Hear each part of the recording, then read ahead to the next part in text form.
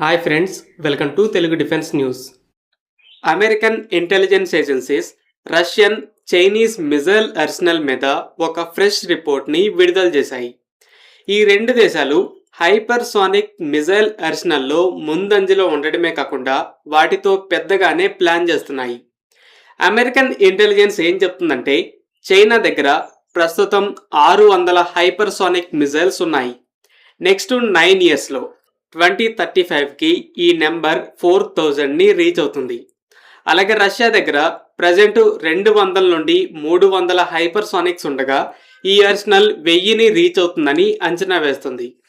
అయితే ఇంకో పక్క అమెరికా తమ ఫస్ట్ హైపర్సోనిక్ మిజైల్ని మోహరించడానికి స్ట్రగుల్ అవుతుంది. గత కొన్నేళ్లలో మల్టిపుల్ హైపర్సోనిక్ మిజైల్ టెస్ట్లు ఫెయిల్ అయ్యాయి.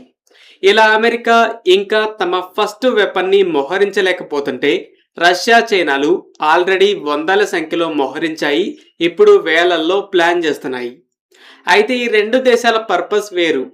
ఫస్ట్ రష్యాని చూస్తే 32 నేటో దేశాల్ని మ్యాసివ్ న్యూక్లియర్ ఆర్సెనల్తో ఆపుతున్న దేశం. ఈ నూక్స్ని వాడడానికి మిజైల్ టెక్నాలజీని అప్గ్రేడ్ చేసుకుంటూ నేటో దేశాలకి వీటిని స్టాప్ చేయగలమనే నమ్మకం రాకుండా చేస్తుంది. ఈ లేటెస్ట్ అప్గ్రేడ్ హైపర్సోనిక్ టెక్నాలజీ. ఐసీబీఎంస్లో అవెంగార్డ్ అనే హైపర్సోనిక్ గ్లైడ్ వెహికల్స్ని మోహరించింది. ఇది world's fastest hypersonic weapon. Mach 27 స్పీడ్తో వెళ్తుంది. అలాగే షిప్స్, సబ్మెరైన్స్ నుండి ఫైర్ చేయడానికి జిర్కాన్, ఎయిర్క్రాఫ్ట్ నుండి ఫైర్ చేయడానికి కింజాల్ హైపర్సోనిక్ బాలిస్టిక్ మిజైల్. ఈ హైపర్సోనిక్ వెపన్స్ అనేవి చాలా ఎక్స్పెన్సివ్ అవ్వడం వల్ల మెయిన్ రోల్ న్యూక్లియర్ అటాక్ అయింది. నార్మల్ వార్స్లో వార్షిప్స్ అలాగే ల్యాండ్ మీద ఉన్న వెరీ ఇంపార్టెంట్ టార్గెట్స్ మీద వాడడానికే ప్లాన్ చేస్తున్నారు. రష్యా కూడా ప్రజెంట్ అలానే వాడుతుంది. అవెంగార్డ్ని ఐసీబీఎంస్లో మోహరించి జిర్కాన్, కింజాల్ని యుక్రెయిన్లో బాగా ఇంపార్టెంట్ టార్గెట్స్ మీద వాడుతూ వస్తుంది. హ్యూజ్ నెంబర్స్లో ఫైర్ చేయడం కాదు, హై వాల్యూ టార్గెట్స్కి మాత్రమే.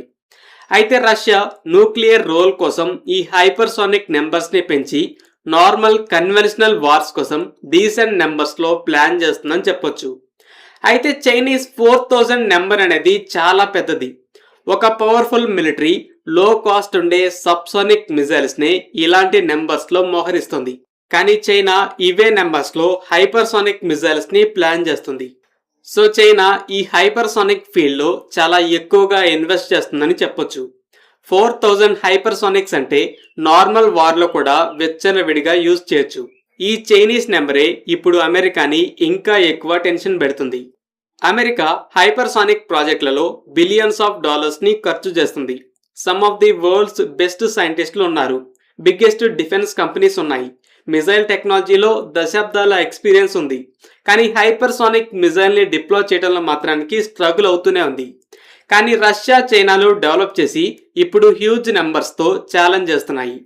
ఇప్పటి వరకు చైనా దగ్గర ఎన్ని హైపర్సోనిక్ మిజైల్స్ ఉన్నాయో మనకి అసలు ఐడియా కూడా లేదు. అయితే అమెరికన్ ఇంటెలిజెన్స్ ఇప్పుడు 600 హైపర్సోనిక్ మిజైల్స్ ఉన్నాయని చెప్తుంది. 2035కి 4000 అంటుంది. ఇండియా కూడా మల్టిపుల్ హైపర్సోనిక్ మిజైల్స్ని టెస్ట్ చేస్తుంది.